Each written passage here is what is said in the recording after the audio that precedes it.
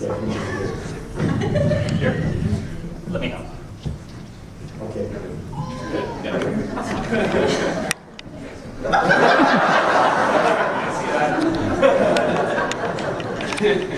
So I guess I'll start with some background info first. I was born in Edmonton and lived there until I was 3 or 4, at which point we moved to Spruce Grove just west of the city.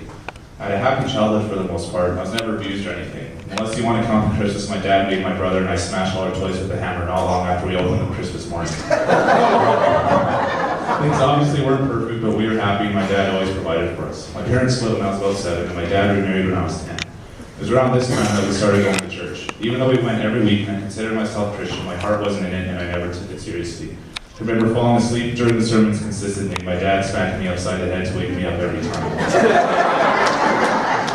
Now my dad and my stepmom fought a lot, and it was mostly about my mother. She wouldn't take us on the designated weekends, and other things that she was doing caused a lot of tension on my dad's place. I began to feel like I was the cause of all the fighting, and began to feel like I just didn't belong in the family anymore. And me being the person I was, and still am, never talked about it and just shut it all out with music and video games. As I grew older, I started leaving my room less and less. My dad really started to bond with my stepbrother. They'd always be out in the garage working on the dirt bikes and vehicles. This, coupled with the fighting still going on, pushed me further and further away, and I just felt like an outsider in the family, someone looking through a window at this picturesque family. It was around this point I really started to get depressed. I just had an overwhelming need to escape life any way I could. At 17, in the beginning of my last year of high school, I was kicked out of my dad's place. I went from an honor student to a high school dropout in less than 6 months. My first time getting drunk was the summer before grade 12, and it just went downhill from there. I still had that overwhelming need to escape and found this new fun way to do it. So I dived headfirst into partying. It was around this point I moved in with one of my friends, and about 4 of us started selling drugs together. It was nothing serious or big, but it was a huge issue for me because now I found another new way of coping, and with my new occupation, I could do it virtually for free every night. At the time, I loved it. I was partying with my friends every second night and was so high all the time, I didn't see, or even care for that matter, just how far I was sliding. This is when I really started to hit my darkest point. After having a fallout with the friends I'd been living with, I moved back with my mother. And for the next 2 years, I continued to drift further and further into depression. I started having troubles holding a steady job because I just wanted to sleep all the time. I'd be with the company for a couple months and then either be let go or just stop going myself. It would then be another couple months before I started working again. In that time that I didn't work, I would sleep at least 16 to 18 hours a day. I was happier in my dream world than I was in real life. Suicide was a constant, almost hourly thought in my head during my waking hours. So after years of such negative thoughts about myself, I just kind of stopped feeling anything. This didn't happen overnight, of course, but I was just so sick of hating myself all the time that somehow, subconsciously, I just turned my emotions off. I started to feel dead inside, just an empty void, wishing for death to come. I had 2 friends during this time of my life, and I'm so grateful God put them there because I honestly feel I wouldn't be here today if it wasn't for their friendship. I turned my back on my childhood friends, had no relationship with my father, and an extremely hostile relationship with both my mother and my brother. Sometime in 2010, I stumbled across some conspiracy theory videos on the internet. What they were about is unimportant, but they showed me the devil at work in the world. I had a Bible my aunt and uncle had given me for my 18th birthday, so I picked it up and read it for the first time. I was just kind of leafing through it, not paying a whole lot of attention, and I came across Romans 12.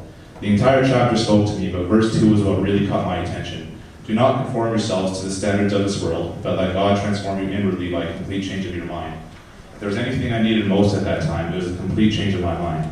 The conspiracy theory videos had shown me the devil at work in the world. Now I wanted to find God.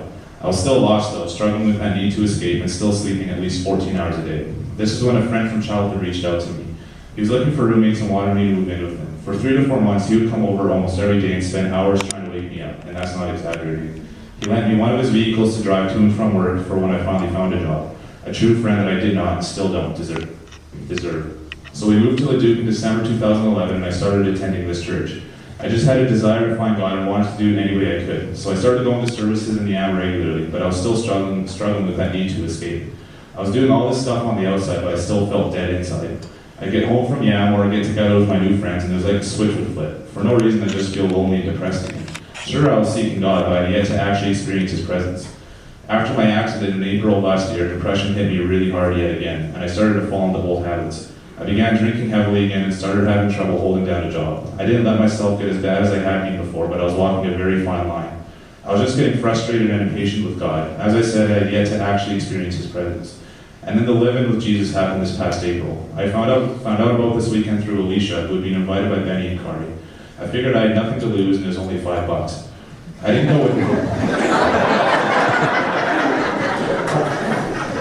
go going with high expectations. I thought it would turn out like every other time I had tried to seek God, but boy did the Lord prove me wrong.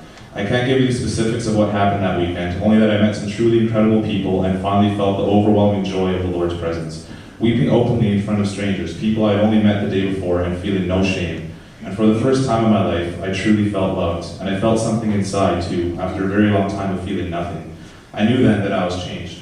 After getting home Sunday night, reading my Bible and praying, and some more crying, I was laying down to sleep and I just had this image in my head of Jesus standing behind me with his hands on my shoulders and looking up at God and winking at him, saying, "We've got him now."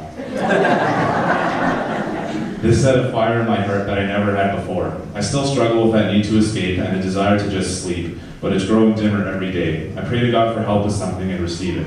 I've had numerous God moments since, even him shouting my name early in the morning to wake me up. I see all these blessings he has given me, even when I was walking in darkness, and I don't feel worthy of any of it. After some truly despicable things in my past, the simple fact that he chose me and loves me is beyond my ability to put into words. I'm just overcome by his grace. And that's why I'm making this statement today, that my life is nothing but for the glory of Christ and for him to use as he sees fit. In the future, when depression hits me hard and I begin to struggle again, I will look back on this day and remember the conviction in my heart. I desire nothing but to make my Father in heaven proud, and I'm trying my best to be the man he is molding me into. In closing, I would like to share with you all something that the Lord inspired me to write about the change of my mind and my heart that he has given me. If you were to look through a window into this heart, you would see a transformation taking place. Before, you would see a man wasting away in a jail cell, hiding in the corner in shadows, because that is where he is most comfortable. Fatigue and exhaustion are etched on his face, his body a deteriorating shell, for he is dead inside. Any sign of light just pushed him further into the shadows, because after being in darkness for so long, anything other than shadows is beyond frightening. But then the door slowly swings open, and a hand reaches through, beckoning this broken man. Wary at first, the man takes a few tentative steps toward the light, his first cautious step in it, and he is blinded. Confusion and fear take over, forcing him back into what little shadows remain in the cell. But as the light continues to creep in, his eyes begin to adjust to it. The hand is still there, patiently beckoning and encouraging. The man slowly stands up and begins walking forward again. Each step is labor, but with each step he grows steadily stronger, feeling the loving grace emanating from the solitary hand. And with each step, his surroundings begin to change. He is no longer in that prison cell, but a palace fit for a king. And it is no longer his palace, the man recognizes, but that of the owner of the hand, who the man now realizes was there the whole time, patiently watching and waiting for the time he knew that the man would need him most. There is still some darkness and shadows within the palace, but the man has no desire to return there. His eyes are still adjusting to the light, but he is growing more confident with every step he takes toward the hand. And he knows now in his heart he was always loved, was never alone, nor will he ever be forgotten.